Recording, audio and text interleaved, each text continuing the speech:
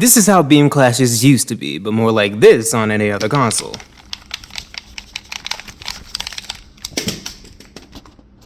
Dragon Ball Z Budokai Tenkaichi 3. Probably the most fun I've ever had playing a game in my entire life. Multiple times in the past, I thought my Wii died for good, but whenever it decided to work again, the first game I'd play on it was Dragon Ball Z Budokai Tenkaichi 3. Unlike other fighting games or even modern DBZ games, Tenkaichi 3 delivers a masterpiece of a game, only improving on the formula used in the previous two games as a third and what we thought would be the final game in the series. Its roster, unmatched, and its combat system, not improved in future 3D fighters. The Tenkaichi series has a formula to be the greatest, and really, it is. What started off as a slow, janky 3D fighter turned into a faster, polished 3D fighter, capping off with the magnum opus that is Tenkaichi 3. The almost perfected result of the most fun, bombastic fighting game you'll ever play. While I find that some stuff could still be improved on all these years later, I also find that a single other combat experience gives you the same satisfaction that Tenkaichi 3 does. Also, while I won't be speaking much for the PS2 players, I will say that for the Wii, the game can't be beat in terms of sheer entertainment value.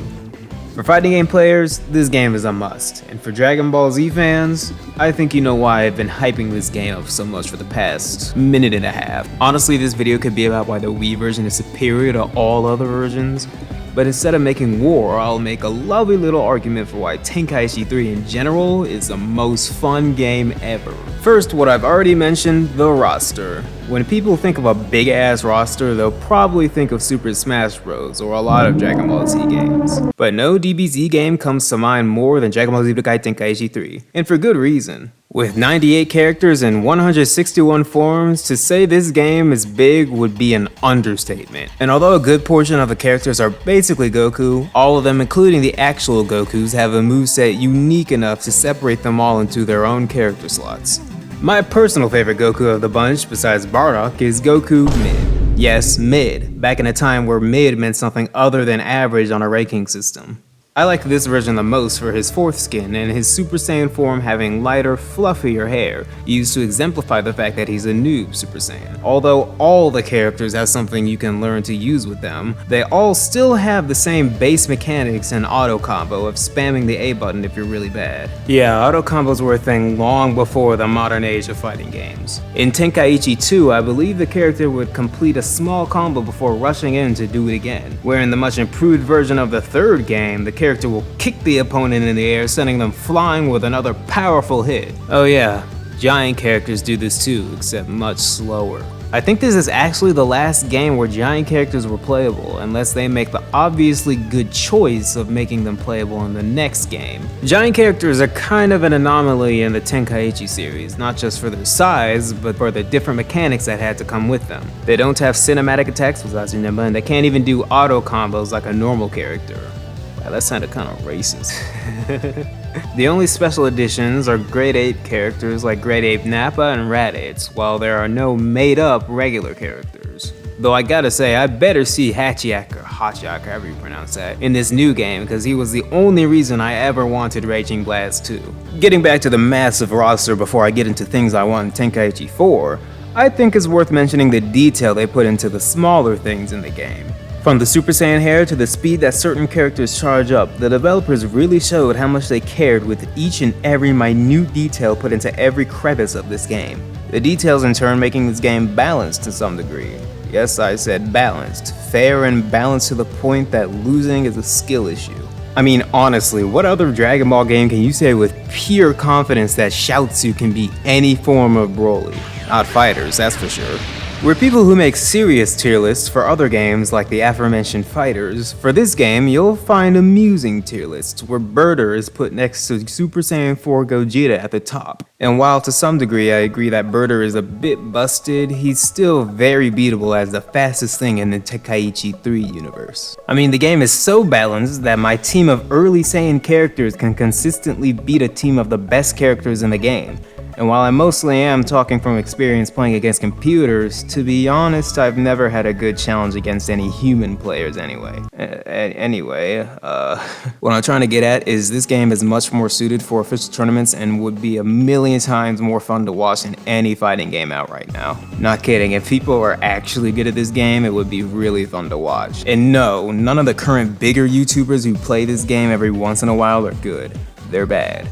Painfully so. But of course, if you don't think Hercule, Master Roshi, Yajirobe, and more are balanced because they can't fly, you'd be right to think so. And luckily, the game has a few options for you to make them balanced yourself. There are a plethora of items for you to choose from to make your favorite Dragon Ball Z character the strongest in the game. There's a Potara for flight, one for stronger melee attacks, one for stronger ki attacks, I'm sure, and I don't know the rest because I never really used them for anyone besides non-flight characters. Though if you wanted to, you could put in a cheat to make your character the most busted thing in a video game. Oh man, I just got a flash of memories from mad LEGO games bringing up the cheat code thing. Remember those? I remember looking them up on what I used to think were shady websites and getting the coolest stuff in games like Ben 10 Protector of Earth. Oh dude, remember Ben 10 Protector of Earth? Moving on from the character roster, we have game modes. Obviously you have the simple single and team battle modes, and of course there's all the story stuff, but even outside of that there's fun to be had in modes like Dragon World Tour or character references, specifically Chi-Chi's commentary. Dragon World Tour is just another thing in a Dragon Ball ice cream sundae that will make a Dragon Ball fan feel proud of being such. They have different tourneys for different times of day, and when I say day I mean real life day, which is dumb. So your best bet is to just play free play and pick the tourney you want to play. There's the Classic World Tournament where if you're defeated or out of bounds, you lose. There's the bigger version on multiple stages, and I assume it's based off the BoJack movie. There's the Cell Games at the Cell Games Arena where the final challenge is always Cell. There's the Otherworld Tournament, the most difficult one by far, and the Yamcha Games, a game mode where you get a random character to play as, and it's apparently so ridiculous that Hercule himself says it's stupid. So yeah, tourneys. Not much more to say than that, though maybe Chi-Chi has something to say about the Cell Games. I don't know what he means by perfect, but it looks like he's gotten stronger. Good word, Chi-Chi. I swear the adult version of you has the best role in this game. Chi-Chi's commentary is a little side mode in the character reference where you can hear Chi-Chi talk about literally every character in the game. From Hirudegarn to any version of Goku, Chi-Chi has a thought on them all. And they're pretty interesting.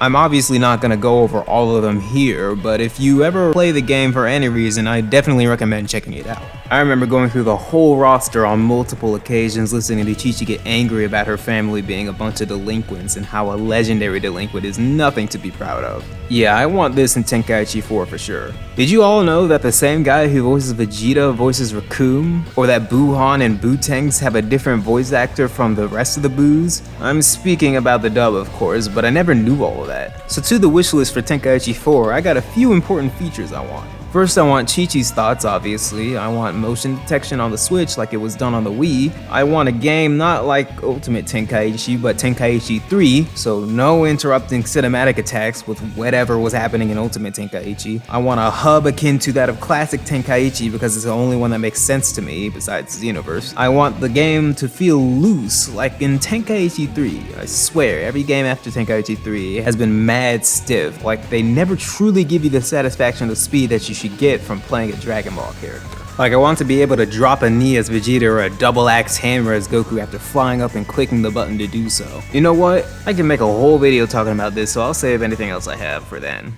Anyway, not much more I have to say on the game. The Wii version I feel is better because you get to do the moves with the character themselves, like doing the Kamehameha for example. You have to do the motions on the Wii where you just click buttons on the PS2 version. I mean that motion you have to do is what separates Tenkaichi 3 from 2, and since PS2 doesn't have that, well, there really isn't a good enough reason to get 3 on the PS2. So I do hope on the Switch version they keep that aspect from the Wii version in Tenkaichi 4. The music in the series is pretty great. I don't know about the first game, but the second one in my opinion has the best music. And the third one has a fantastic soundtrack as well. I used to only like the song Caution, but as I grew older I started liking more songs in the OST. That's about it. Tenkaichi 4 better be the best game ever, or at least in terms of Dragon Ball games, because if it's not, I'm gonna do something rash. On some type shit. Godspeed to the developers of this game, and for my audience, always remember to stay ambitious. Now, if you'll excuse me, I gotta go play a new Kirby game.